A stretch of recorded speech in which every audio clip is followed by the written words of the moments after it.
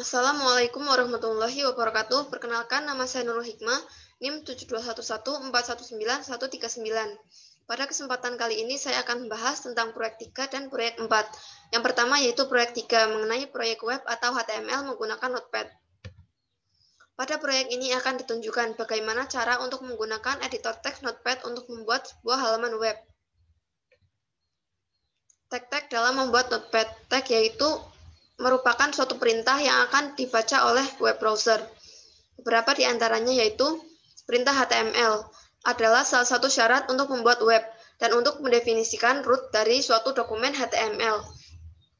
Yang kedua, perintah head digunakan untuk memberikan informasi tentang dokumen tersebut.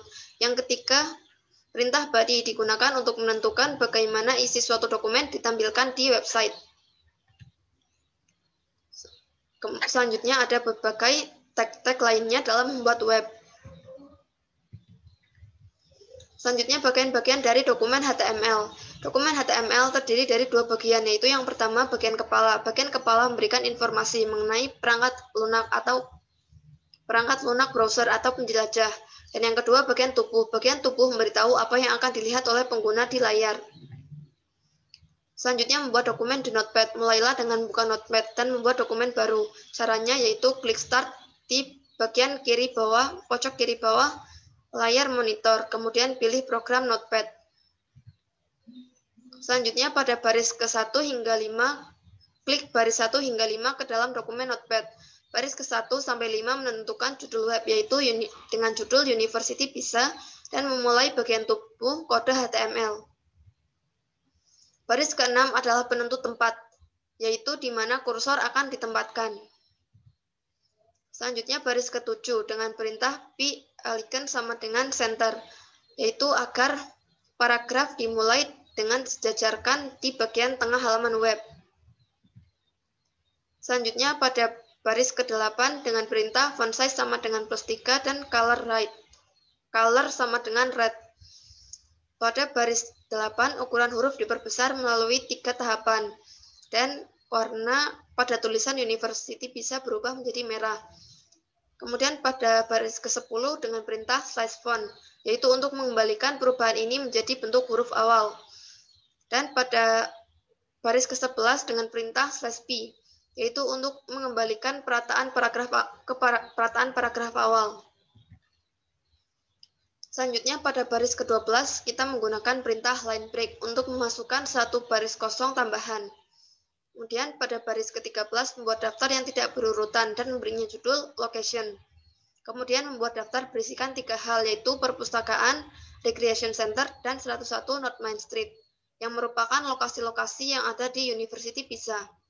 Dengan menggunakan perintah li, dapat dilihat bahwa perintah unordered list dimatikan dengan kode /ul pada baris ke-17.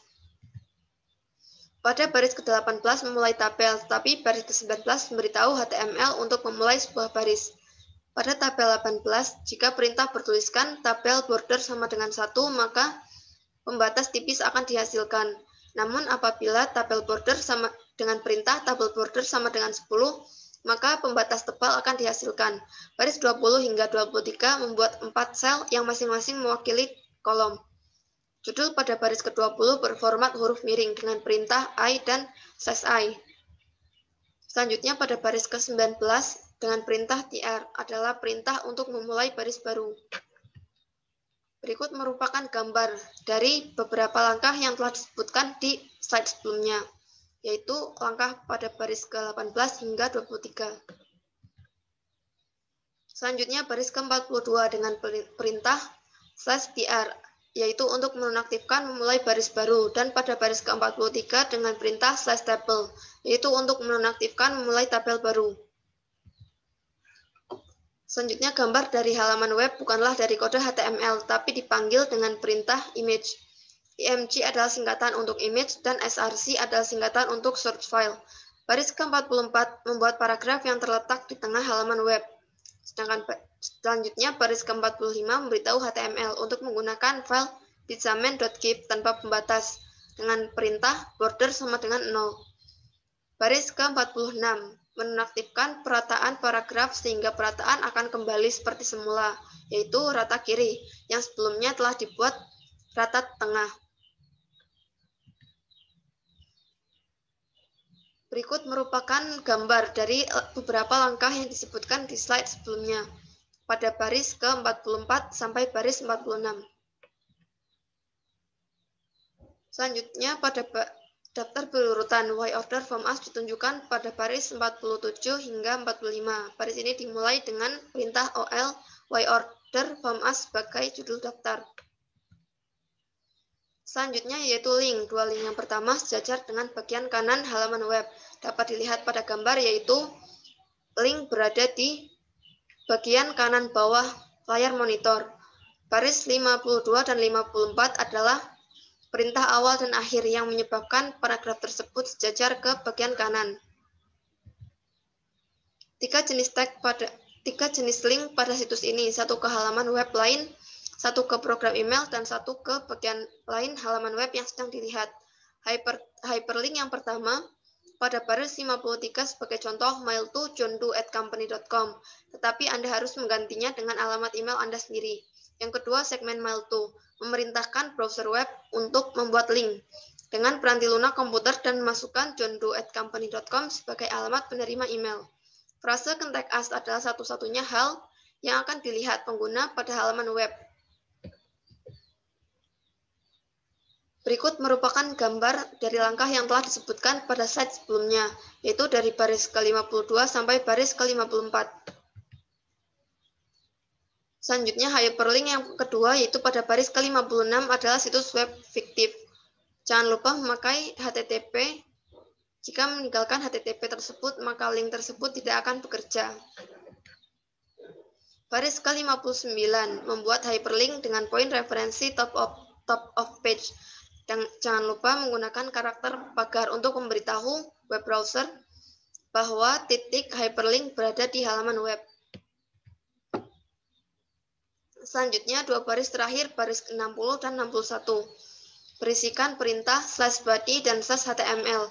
Cara ini sangat penting dilakukan sehingga browser web dapat menerjemahkan halaman web dengan benar. Selanjutnya menyimpan contoh apabila proyek telah selesai dibuat, maka harus disimpan. Caranya yaitu pilih menu file kemudian diikuti dengan save as, kemudian tentukan lokasi penyimpanan. Masukkan nama file seperti universitypisa.htm.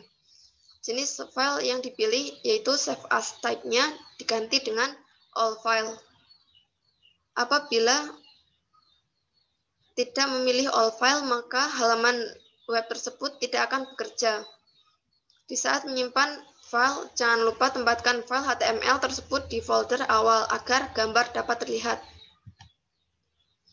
Selanjutnya melihat halaman web, bukalah folder tempat file HTML berada. Lalu klik dua kali file HTML tersebut. Setelah diklik, browser web akan otomatis muncul dengan sendirinya. Maka halaman HTML yang telah dibuat tadi akan ditampilkan, seperti pada gambar. Selanjutnya, kelebihan dan kelemahan penggunaan Notepad. Kelebihan, keuntungan membuat kode HTML di Notepad yaitu kode yang dibuat efisien dan manajer dapat lebih memahami bagaimana halaman web bekerja. Sedangkan kelemahannya yaitu kelemahan membuat halaman web dengan editor teks seperti Notepad adalah keharusan untuk mempelajari perintah-perintah HTML dan proses pembuatan kode. Selanjutnya proyek 4, yaitu formulir survei web atau HTML siswa. Proyek ini mengasumsikan bahwa Anda memiliki beberapa pengetahuan mengenai hypertext markup language atau HTML dan bagaimana menggunakan Notepad sebagai editor teks, di mana proyek ini akan pelajari konsep-konsep web atau HTML. Pada contoh ini kita dituntut untuk membuat dokumen Notepad berupa formulir survei yang akan disimpan dalam bentuk hypertext markup language atau HTML, sehingga dapat digunakan sebagai halaman web. Teknik yang pertama adalah file text, di mana pengguna mengetikkan sebaris data. Teknik yang kedua adalah tombol radio. Tombol radio digunakan ketika jawaban-jawaban yang memungkinkan saling melengkapi.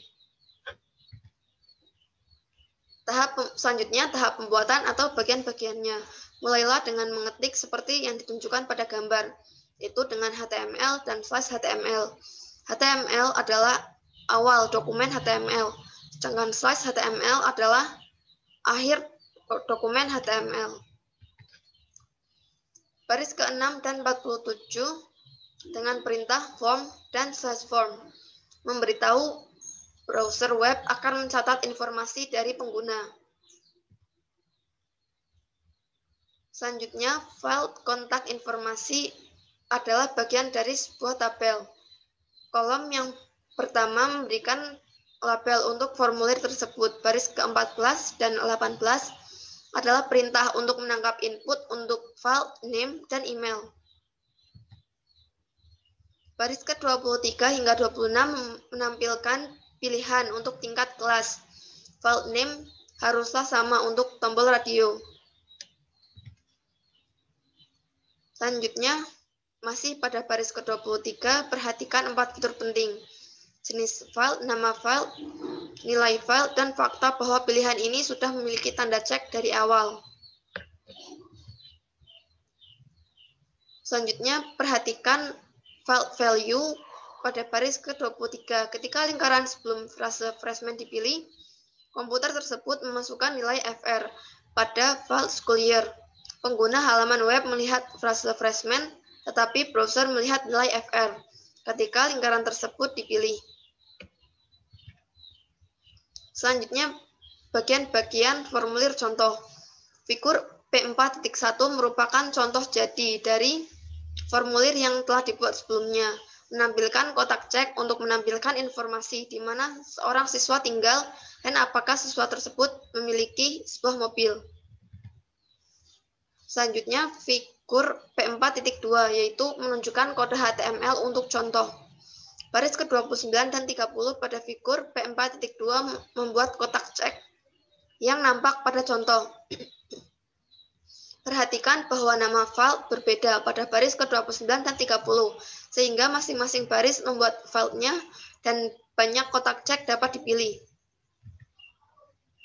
Selanjutnya, menyimpan contoh. Apabila Anda menyimpan dokumen sebagai file HTML, jenis setelan dokumen awal di dokumen Notepad adalah dokumen teks, dan eksistensi file txt akan secara otomatis ditambahkan ke nama file jika file tersebut disimpan dalam bentuk teks. Selanjutnya, melihat halaman web. Setelah halaman web disimpan, Anda dapat memeriksanya apakah halaman tersebut bekerja dengan baik. Anda tidak harus menutup program Notepad. Program ini dapat tetap terbuka ketika Anda melihat file Anda dengan browser web dan pilihlah perintah file diikuti subperintah open. Ketikkan file atau browse untuk mencari dan ketikkan tombol OK, klik tombol OK. Selanjutnya, halaman web Anda akan muncul di browser. Sekian yang dapat saya sampaikan. Apabila ada kesalahan, saya mohon maaf. Terima kasih. Wassalamualaikum warahmatullahi wabarakatuh.